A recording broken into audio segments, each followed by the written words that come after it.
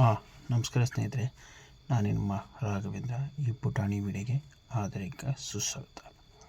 ಸ್ನೇಹಿತರೆ, ನನ್ನ ರೈತ ಮಿತ್ರರೇ, ಇವತ್ತು ಒಂದು ಪ್ರಯಾಣ ಹೊರಟಿದ್ದೇವೆ.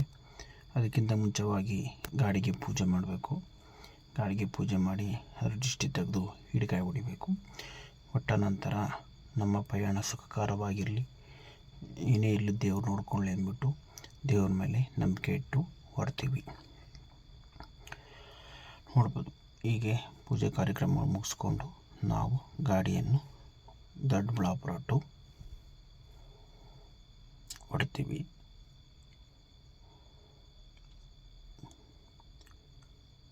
ಪೂಜೆ ಹೀಗೆ ನಾವು ಹೊರಟಿದಾದ್ಮೇಲೆ ದಾರಿಯಲ್ಲಿ ಯಾವುದೇ ಥರ ಪತ್ರಗಳಾಗಬಾರ್ದು ಮತ್ತು ಏನೇ ಥರದ ತೊಂದರೆ ಆಗಬಾರ್ದು ಅಂತ ದೇವ್ರ ಮೇಲೆ ಒಂದು ಪೂಜೆ ಮಾಡಿಬಿಟ್ಟು ಅಯ್ಯಪ್ಪನ ಮುನೇಶ್ವರ ಸ್ವಾಮಿ ಅಥವಾ ಒಂದು ಹೆಣ್ಣು ದೇವರು ಪೂಜಿಸಿಬಿಟ್ಟು ನಾವು ಹೀಗೆ ದಾರಿಯಲ್ಲಿ ಹೊರಡ್ತೀವಿ. ಬೆಳಗಿನ ಜಾವ ಸುಮಾರು 3 ಗಂಟೆ ಸಮಯದಕ್ಕೆ ಹೊರಡ್ತೀವಿ. ಇದು ಒನ್ ಡೇ ಟ್ರಿಪ್ಪು, ಒಂದಿನದ ಟ್ರಿಪ್ಪು ಅಂತಲೇ ಹೇಳ್ತಾರೆ. ಇದು ಭಾಳ ವಿಶೇಷವಾದ ಟ್ರಿಪ್ಪು ಅಂತಲೇ ಹೇಳ್ಬೋದು.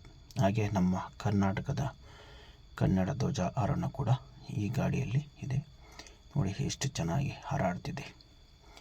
ನವಂಬರ್ ತಿಂಗಳಲ್ಲಿ ಕರ್ನಾಟಕದಲ್ಲಿ ಎಲ್ಲ ಗಾಡಿಗಳಲ್ಲೂ, ಕೆಲವೊಂದು ಗಾಡಿಗಳು ಇರಲ್ಲ, ಕೆಲವೊಂದು ಗಾಡಿ TTಯಲ್ಲಿ ಈ ಥರ ಕನ್ನಡ ರಾಜ್ಯೋತ್ಸವದ ಒಂದು ಬಾವುಟವನ್ನು, ಧ್ವಜಾರೋಹಣವನ್ನು ಹಾರಾಡಿಸ್ತೀವಿ. ಹಾಗೆ ಹಾರಾಡಿಸ್ತಾ ನಾವು ದೊಡ್ಡಬಳ್ಳಾಪುರ ಟು ಹಾಸನ ಕಡೆ ಹೊರಟ್ವಿ. ಇದು ನೋಡ್ತಾ ಇರ್ಬೋದು, ಇದು ಹಾಸನ ಮಾರ್ಗದಲ್ಲಿರುವ ಒಂದು ಅದ್ಭುತವಾದ ದೇವಸ್ಥಾನ ಅಂತಲೇ ಹೇಳ್ಬೋದು. ಇಂದಿನ ಪುರಾತನ ಕಾಲದಿಂದನೂ ಈ ದೇವಸ್ಥಾನ ಇದೆ, ಈಗಲೂ ಇದೆ. ಇದು ವಿಭಿನ್ನ ರೀತಿಯಲ್ಲಿ ಜನಗಳು ಬರ್ತಾರೆ. ವಿಭಿನ್ನ ರೀತಿಗಳಲ್ಲಿ ಅವರು ಅಂದ್ಕೊಂಡಿರೋ ಕಾರ್ಯಗಳು ಆಗಲಿ ಅಂದ್ಬಿಟ್ಟು ಈ ಜಾಗಕ್ಕೆ ಬರ್ತಾರೆ. ಈ ಜಾಗ ನೀವು ನೋಡಿರ್ಬೋದು ಸ್ನೇಹಿತರೆ. ಏನಪ್ಪ ಇದು ಜಾಗ ನಾವು ಎಲ್ಲೋ ನೋಡಿರ್ಬೋದು ಅಂತಿರ್ಬೋದು. ಮತ್ತು ಅವರ ಹರಕೆ ತೀರೋದಕ್ಕೆ ವಿಭಿನ್ನ ರೀತಿಯ ಕೋಳಿ ಅಥವಾ ಕುರಿ, ಮೇಕೆ ಅಥವಾ ಹಂದಿ ಈ ಥರವನ್ನು ಬಲಿದಾನವನ್ನು ಕೂಡ ಕೊಡ್ತಾರೆ. ಈ ಬಲಿದಾನವನ್ನು ನಾವು ಕರ್ನಾಟಕದಲ್ಲೂ ನೋಡ್ಬೋದು ಮತ್ತು ಆಂಧ್ರದಲ್ಲಿ ಬಾಯಿಕೊಂಡ ಸ್ವಾಮಿ ದೇವಸ್ಥಾನದಲ್ಲೂ ಕೂಡ ನೋಡ್ಬೋದು. ಇದು ಕರ್ನಾಟಕದಲ್ಲಿ ತುಂಬ ಕಡೆಯೂ ಇದೆ. ನಾವು ನೋಡಿದಂಗೆ ಈ ಪ್ಲೇಸಲ್ಲಿ ಕೂಡ ಹೊರಟಿದ್ದೀವಿ, ನೋಡ್ತಾ ಇದ್ದೀವಿ ಸ್ನೇಹಿತರೆ. ಕುರಿ ಬಲಿದಾನ, ಮೇಕೆ ಬಲಿದಾನ ಅಂದರೆ ಅವ್ರು ಹರಕೆ ಕೊಟ್ಟಿರೋದಕ್ಕೆ ಏನಾದರೂ ಒಂದು ಹರಕೆ ತೀರಿಸ್ಕೊಳ್ಳೋಕ್ಕೆ. ಮತ್ತು ಇಲ್ಲಿ ಹಂದಿನೂ ಕೂಡ ಒಂದು ವಿಶೇಷವಾದ ಒಂದು ದೇವರಿಗೆ ಬಲಿ ಕೊಡ್ತಾರೆ. ಅವ್ರ ಹರಕೆ ತೀರಿಸೋದಕ್ಕೆ ಆ ಹರಕೆಯನ್ನು ಏನು ಕಟ್ಕೊಂಡಿರ್ತಾರೋ ಆ ಹರಕೆಗೆ ಇಲ್ಲಿ ಬಲಿದಾನ ಕೊಡ್ತಾರೆ. ಅಂದರೆ ಹರಕೆಯಲ್ಲಿ ಏನಾದರೂ ವಿಭಿನ್ನ ರೀತಿಯಲ್ಲಿ ಹರಕೆ ಹೊತ್ಕೊಂಡಿರ್ತಾರೆ.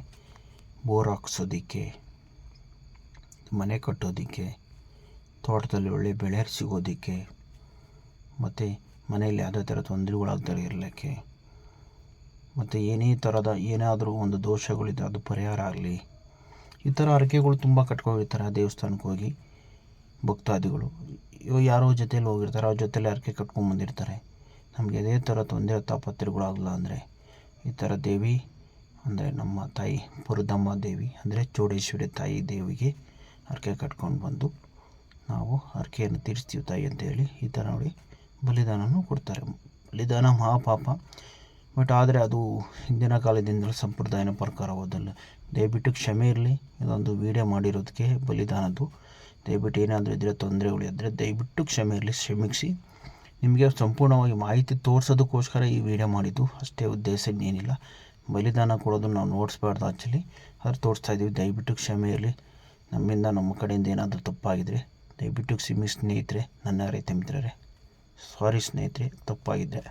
ಸ್ನೇಹಿತರೆ, ಇದು ಪುರದಮ್ಮ ದೇವಸ್ಥಾನ, ಹಾಸನ ತಾಲೂಕಿನ, ಹಾಸನ ಡಿಸ್ಟಿಕ್ಕಿನ ಪುರದಮ್ಮ ದೇವಸ್ಥಾನ ಅಂದರೆ ಚೌಡೇಶ್ವರಿ ಸ್ವಾಮಿ ನಿಲಯದ ಪುರದಮ್ಮ ದೇವಸ್ಥಾನ. ನೋಡ್ತಾ ಇರ್ಬೋದು ಸ್ನೇಹಿತರೆ, ನಾವು ನಿಮಗೆ ತೋರಿಸ್ತಾ ಇದ್ದೀನಿ ನೋಡಿ ಬೋರ್ಡು. ಚೌಡೇಶ್ವರಿ ಪುರದಮ್ಮ ದೇವಾಲಯ, ಬಿಕ್ಕಿನಹಳ್ಳಿ ಗ್ರಾಮ, ಹಾಸನ ತಾಲೂಕು, ಹಾಸನ ಡಿಸ್ಟಿಕ್ಕು. ಇದು ಕರ್ನಾಟಕದಲ್ಲೇ ಇದೆ ದೇವಸ್ಥಾನ, ಚೌಡೇಶ್ವರಿ ಸ್ವಾಮಿ ನಿಲಯ ಪುರದಮ್ಮ ದೇವಿ ಅಂತ. ಇದು ಅನೇಕ ಜನ ಭಕ್ತಾದಿಗಳು ಬರ್ತಾರೆ ಸ್ನೇಹಿತರೆ. ಅನೇಕ ಜನ ಭಕ್ತಾದಿಗಳು ಅನೇಕ ರೀತಿಯಲ್ಲಿ ಅವರು ಹರಕೆ ಕಟ್ಟಿಕೊಂಡು ಹರಕೆಯನ್ನು ತೀರಿಸ್ಕೊಂಡು ನೋಡಿ, ಹರಕೆಗೆ ಆ ಥರ ಏನೇನು ಅವರು ಕೋಳಿ, ಕುರಿ, ಮೇಕೆ ಅಥವಾ ಒಂದು ಏನಾದರೂ ಅವರು ಬಲಿ ಕುತ್ಕೊಂಡು ಬರ್ತಾರೆ. ಮತ್ತು ಅವ್ರಿಗೇನಾದರೂ ಮಠ ಮಂತ್ರ ಆ ಥರ ಏನಾಗಿದ್ರೆ ಈ ಥರ ಮತ್ತು ದೋಷ ಇದ್ದರೆ, ದೃಷ್ಟಿ ಇದ್ದರೆ ಈ ಥರ ನೀಲೆ ತೆರೆದು ಮತ್ತು ಅದನ್ನು ನಿಂಬೆಹಣ್ಣು ಕೂಡ ತೊಳ್ಕೊತಾರೆ. ಮತ್ತು ದೇವಿ ಮುಂದೆ ಹಿಡಿಗಾಯಿ ಕೂಡ ಹೊಡಿತಾರೆ. ಅವರು ಹರಕೆಗಳು ನೆರವೇರುತ್ತೆ ಅಂತಲೇ ಬರುತ್ತಾರೆ. ಅವರು ಹರಕೆ ಕಟ್ಟಿದ್ದ ತೀರ ಮೇಲೆ ಹರಕೆಗಳನ್ನು ಸಂಪೂರ್ಣವಾಗಿ ಆ ತಾಯಿ ನಿರ್ಮಾಣ ಮಾಡ್ತಾರೆ. ಅಂದರೆ ಸಂಪೂರ್ಣವಾಗಿ ಹೋಗಲಾಡಿಸ್ತದೆ. ಹರಕೆಯನ್ನು ಕಟ್ಟಿಕೊಂಡಿದ್ದು ಅವ್ರಿಗೆ ಆ ಹರಕೆಯನ್ನು ಪೂರೈಸ್ತಾರೆ ಆ ತಾಯಿ, ಚೌಡೇಶ್ವರಿ ನಿಲಯದ ಪುರದಮ್ಮ ಸ್ವಾಮಿ ತಾಯಿ. ನೋಡಿ, ಆ ಮರದಕ್ಕೆ ಸುಮಾರು ಥರ ಅಲ್ಲಿರುವ ಯಂತ್ರಗಳು, ಫೋಟೋಗಳು, ಪತ್ರಗಳು, ಏನೇನೋ ಭಿನ್ನ ರೀತಿಯಲ್ಲಿ ಹರಕೆ ಕಟ್ಕೊತಾರೆ. ಆ ಹರಕೆ ನೆರವೇರಿದ್ದಾರೆ ಅಂದರೆ ಹರಕೆಯನ್ನು ಕಟ್ಟಿದವರು ಈಗ ಯಾರೋ ನಮ್ಮ ಜೊತೆಯಲ್ಲಿ ಬಂದಿರ್ತಾರೆ, ಇವಾಗ ಹೋಗಿರ್ತಾರೆ, ಅವ್ರ ಜೊತೆಯಲ್ಲಿ ಕೇಳ್ಕೊಂಡಿರ್ತಾರೆ ತಾಯಿನ, ಏನೋ ಒಂದು ಆಗ್ಲಮ್ಮ ಒಳ್ಳೆ ಕೆಲಸ, ನೀನು ಬಂದು ಹರಕೆ ತೀರಿಸ್ತೀನಿ ಅಂದಾಗ ಆ ಹರಕೆ ತೀರೋಕ್ಕಿಂತ ಮುಂಚೆನೇ ಅವರ ಫೋಟೋ ಇರ್ಬೋದು, ಅವ್ರದ್ದೊಂದು ಯಂತ್ರ ಇರ್ಬೋದು, ಅದರ ಮೇಲೆ ಆ ಮರಕ್ಕೆ, ಅದು ಈಚಲು ಮರ, ಆ ಈಚಲು ಮರಕ್ಕೆ ಆ ಥರ ಮಳೆಯಲ್ಲಿ ಹೊಡೆದ್ಬಿಟ್ಟು ಹೋಗ್ತಾರೆ. ಅದು ಎಷ್ಟೋ ಜನಕ್ಕೆ ಆಗಿದೆ ಅಂತ, ತುಂಬ ಒಳ್ಳೆಯದಾಗಿದೆ ಅಂತ ಈ ದೇವಿಯಿಂದ.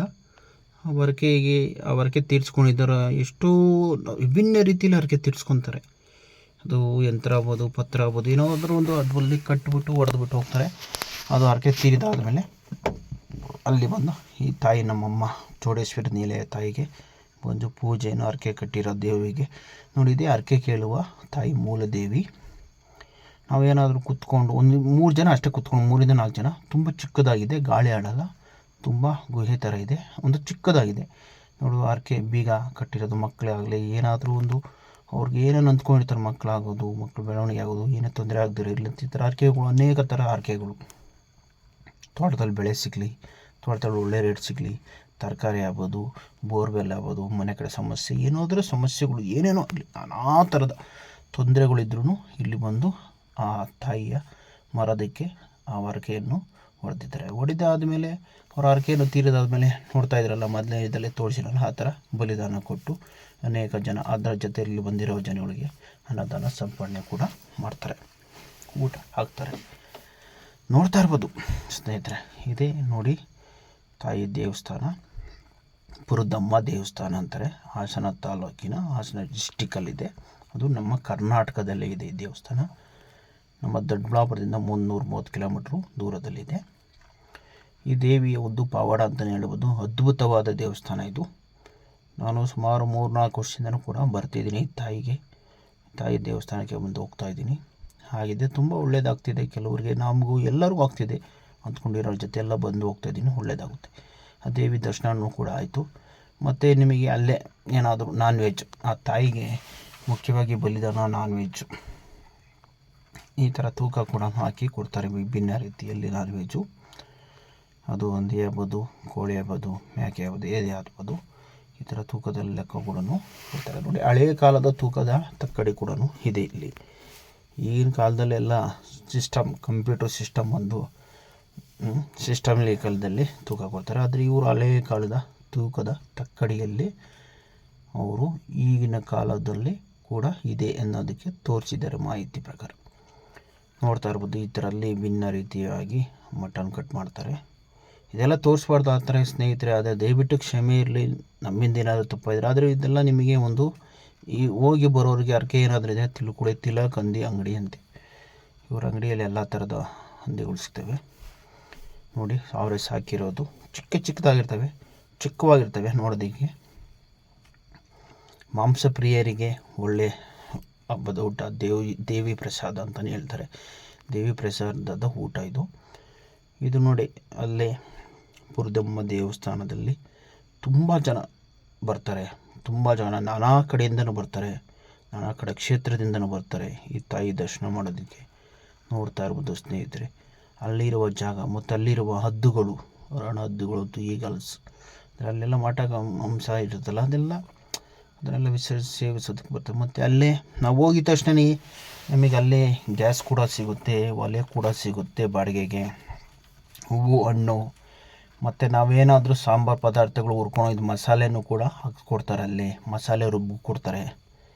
ಮಸಾಲೆನೂ ನಾವಲ್ಲೇ ರುಬ್ಬಿಸ್ಕೊಬೋದು. ಎಲ್ಲ ವಾಹನಗಳಲ್ಲೂ ಬರ್ತಾರೆ, ಅನೇಕ ಥರದ ವಾಹನಗಳಲ್ಲಿ ಬರ್ತಾರೆ. T van, car, bus, tempo ಮತ್ತು ಅನೇಕ ಥರದ ಬಂಡಿಗಳಲ್ಲಿ ಕೂಡ ಬರ್ತಾರೆ, ಗಾಡಿಗಳಲ್ಲಿ. ಈ ಕ್ಷೇತ್ರ ಚೆನ್ನಾಗಿದೆ. ಇದು ಕಾರ್ತಿಕ ಸೋಮವಾರದಲ್ಲಿ ಬಿಟ್ಟು ಎನಿ ಟೈಮಲ್ಲಿ ಕಾರ್ತಿಕ ಸೋಮವಾರ ಮತ್ತು ಶನಿವಾರದಲ್ಲಿ ಬಿಟ್ಟು ಇನ್ನೆನ್ಯಾ ದಿನದಲ್ಲೂ ಕೂಡ ಈ ದೇವಸ್ಥಾನ ತೆರೆದಿರುತ್ತೆ.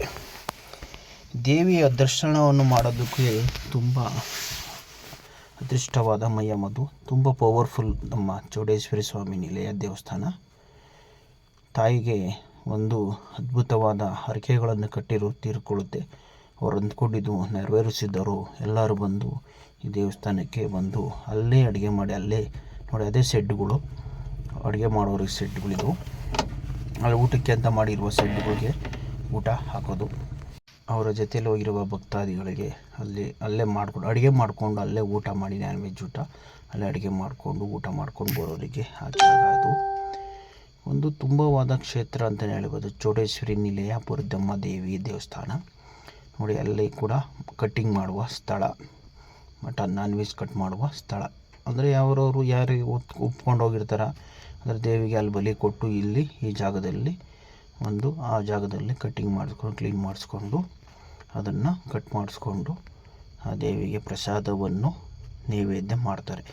ಇಲ್ಲೇ ತೊಗೊಂಡೋಗ್ಬಿಟ್ಟು ಫಸ್ಟಿಗೆ ಪ್ರಸಾದವನ್ನು ದೇವಿಗೆ ನೈವೇದ್ಯ ಮಾಡಿ, ಅಲ್ಲಿ ಬಲಿ ಕೊಡ್ತಾರಲ್ಲ ಅದ್ರ ಮುಂದೆನೇ ಪ್ರಸಾದ ನೈವೇದ್ಯ ಮಾಡಿ, ಆಮೇಲೆ ಬಂದಿರುವ ಭಕ್ತಾದಿಗಳು, ಕರ್ಕೊಂಡೋಗಿರೋ ಭಕ್ತಾದಿಗಳಿಗೆ ಊಟವನ್ನು ಹಾಕ್ತಾರೆ. ಇದು ಸುಮಾರು ವರ್ಷಗಳಿಂದ ಹಾಗೆ ಬಂದಿರುವ ಕಾಲದಲ್ಲಿಂದ ಮಾಡ್ಕೊಂಬಂದಿರುವ ಹಿಂದೂ ಧರ್ಮದ ಒಂದು ಜನಾಂಗದವರನ್ನು, ಭಿನ್ನ ರೀತಿಯ ಜನಾಂಗದವರು ಬಂದು ಅಡುಗೆ ಮಾಡ್ತಾರೆ. ಒಳ್ಳೆಯದು. ಅವರು ಅಂದ್ಕೊಂಡಿರೋ ಕಾರ್ಯಗಳನ್ನು ನೆರೆದು ಹೋಗಿದ್ದಾಗ ಆ ತಾಯಿಯ ದೇವಸ್ಥಾನ ಬಳಿ ಬಂದು ಈ ಥರವನ್ನು ತೆಗೆದುಕೊಂಡು ಹೋಗ್ತಾರೆ. ಸ್ನೇಹಿತರೆ, ನಿಮಗೇನಾದರೂ ಈ ವಿಡಿಯೋ ಇಷ್ಟವಾದರೆ ಒಂದು ಲೈಕ್ ಮಾಡಿ, ಶೇರ್ ಮಾಡಿ, ಮತ್ತು ನಿಮ್ಮ ಅನಿಸಿಕೆ ಕಮೆಂಟ್ಸ್ ಹಾಕಿ, ನಮ್ಮ ಯೂಟ್ಯೂಬ್ ಚಾನಲ್ಗೆ ಸಬ್ಸ್ಕ್ರೈಬರ್ ಆಗಿ, ಮತ್ತು ಪಕ್ಕದಲ್ಲಿರುವ ಬೆಲ್ ಬಟನನ್ನು ಒತ್ತಿರಿ. ನನ್ನ ಸ್ನೇಹಿತರೆ, ನನ್ನ ರೈತ ಮಿತ್ರರೇ, ಕನ್ನಡ ರಾಜ್ಯೋತ್ಸವದ ಕರ್ನಾಟಕದ ಶುಭಾಶಯಗಳು. ಈ ದಿನ ನವಂಬರ್ 24ನೇ ತಾರೀಕಿನ ಕನ್ನಡ ರಾಜ್ಯೋತ್ಸವದ ಶುಭಾಶಯಗಳು. ಭಿನ್ನ ರೀತಿಯಲ್ಲಿ ಕನ್ನಡ ರಾಜ್ಯೋತ್ಸವ ಮಾಡ್ತಾರೆ. ನಾನಾ ಥರದ ಕನ್ನಡ ರಾಜ್ಯೋತ್ಸವವನ್ನು ಕೂಡ ಬಾವುಟ ಫ್ಲ್ಯಾಗ್ ಹಾರಿಸ್ತಾರೆ. ಕರ್ನಾಟಕದ ಜನ ನವಂಬರ್ ತಿಂಗಳಲ್ಲಿ ಒಂದು ಕನ್ನಡ ಮಾತೆಗೆ ಒಂದು ಅಭಿನಯಿಸ್ತಾರೆ ಸ್ನೇಹಿತರೆ. ಹಾಗೆ ನಾವು ಹೊರಟೆವು. ದೇವಿಯ ಕಾರ್ಯಕ್ರಮಗಳನ್ನು ಮುಗಿಸಿಕೊಂಡು ಬಂದೆವು. ಮತ್ತೊಂದು ವಿಡಿಯೋ ಮಾಡಿ ತೋರಿಸ್ತೀನಿ ಸ್ನೇಹಿತರೆ, ಕಾಯ್ತಾ ಇರಿ.